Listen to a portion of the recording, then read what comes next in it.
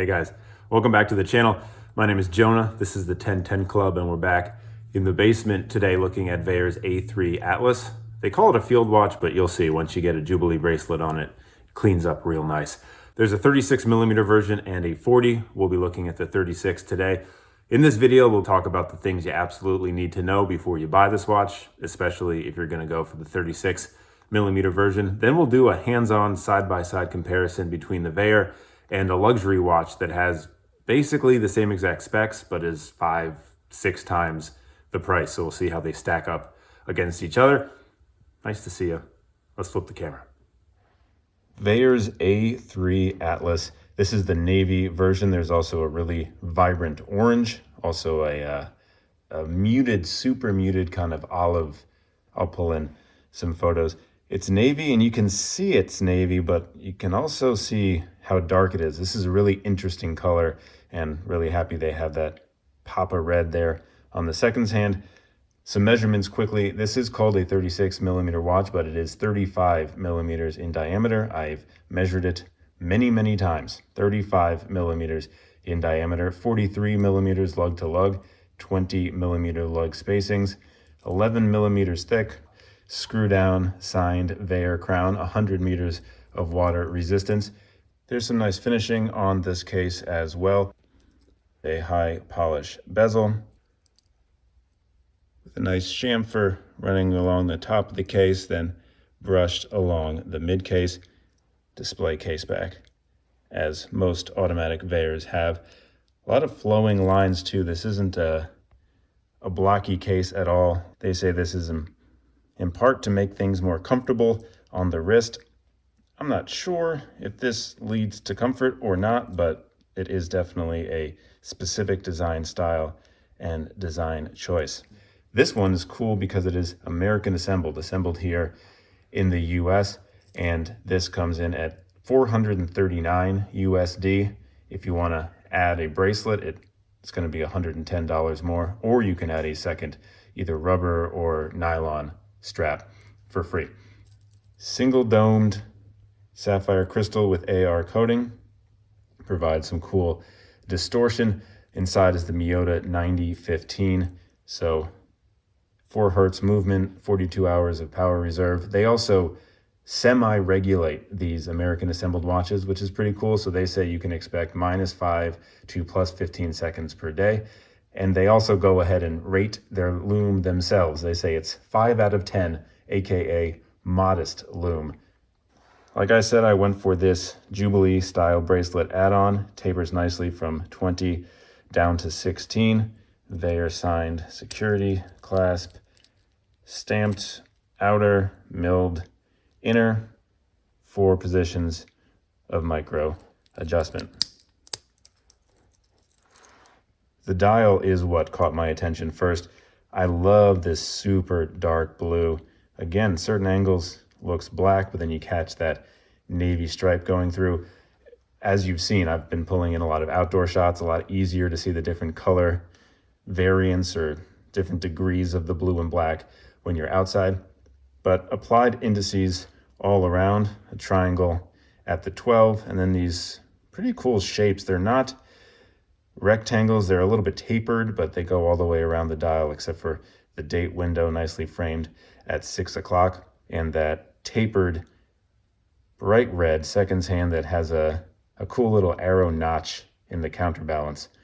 Stick hands are loomed, but not loomed throughout, so you actually can lose the hands, like right now, in certain light, so you can kind of see just the floating loom plots of the hands. That can affect legibility in certain lights. Not as easy to tell the time at a certain glance if you're searching for those floating loom plots versus seeing the entire hand. One detail that you will notice on all Vaer watches is they have a signature on the printed minute track on the outer edge of the dial. At the 2, the 4, the 8, and the 10, there's triangle markers by the indices instead of the standard markers. So they're divers, they're field watches. Hey, speaking of their field watches, I reviewed their calendar field watch a couple of years ago.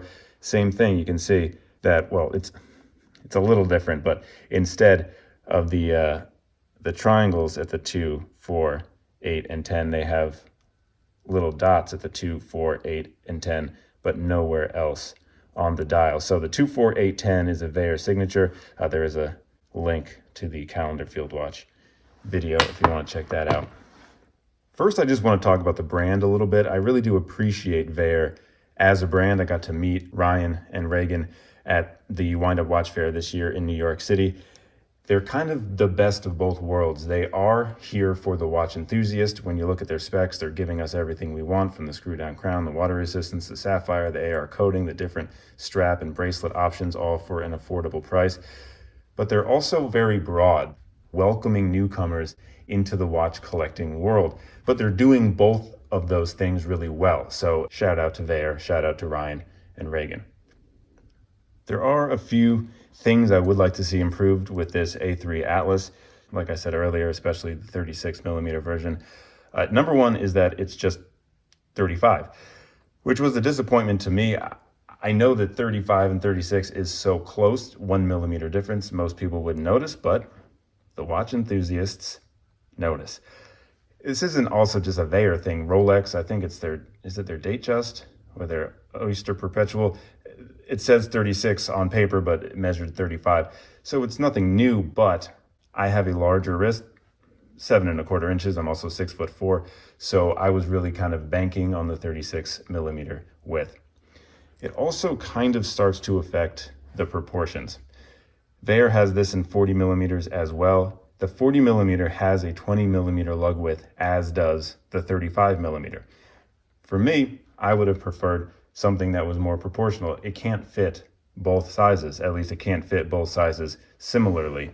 Now, this Vaer calendar field watch is almost the same case design. There's a few differences, but they're very, very similar. So this case is almost exactly the same as the 40mm version of the A3 Atlas. And you can see they both have 20mm lugs. Actually, that's why I wanted to do a side-by-side comparison with a luxury watch. Number one, to show kind of similar finishings, but also to show the size difference. The Tudor Black Bay 36 is a true 36mm watch. I put it on this strap code Jubilee so they can look even more similar. So the Tudor on the right, 36mm in diameter, 19mm lugs. 35mm in diameter for Vaer, 20mm lugs. So you can definitely see when they're side by side the difference that proportions make. Tudor looks a lot bigger, even though it's only 1mm wider, and it has that smaller lug width. But just a millimeter can make a world of difference. It's even more obvious when you put the A3 on the rubber strap, the 20mm rubber strap, because the taper is far less dramatic than the Jubilee. And that just looks mismatched. The 20mm rubber strap is outsizing the head of the watch. Either we could have brought up the Vaer to like 37. I think that could have been a perfect ratio, 37mm in diameter with a 20mm lug spacing, or slap an 18mm strap on the 35. Go all the way, why not? But just a huge shout out to Vaer for what they're doing, especially now that they do have some watches with American assembly, which is also something that's important to me.